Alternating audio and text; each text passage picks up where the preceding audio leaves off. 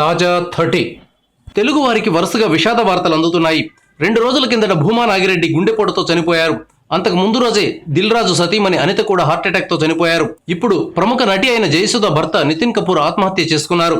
మంగళవారం అంటే మార్చి 14వ తేదీ మధ్యాహ్నం 2 గంటల సమయంలో నితిన్ కపూర్ సూసైడ్ చేసుకున్నారు. ఆయనకు 58 ఏళ్లు. బాలీవుడ్ లో ప్రముఖ నటుడైన జితేంద్ర సోదరుడు ఈ నితిన్ కపూర్. ఎందుకు నితిన్ కపూర్ ఆత్మహత్య చేసుకున్నారన్న విషయం మాత్రం ప్రస్తుతానికి తెలియడం లేదు.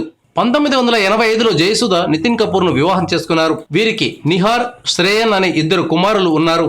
జయసుధ నితిన్ల కుమారుడు శ్రేయన్ ను ఇటీవలే హీరోగా కూడా పరిచయం చేశారు. వీరికి కుటుంబ పరంగా కూడా పెద్ద సమస్యలు ఉన్నట్లు బయట ప్రపంచానికి తెలియదు. ఆర్థికంగా కూడా వీరు స్థితిమంతులే. అంతర్గతంగా ఎలాంటి ఇబ్బందులు ఉన్నాయన్నదే తెలియాల్సి ఉంది. నితిన్ కపూర్ కు ఆరోగ్య సమస్యలు ఉన్నట్లు కూడా ఎప్పుడూ వార్తలు రాలేదు.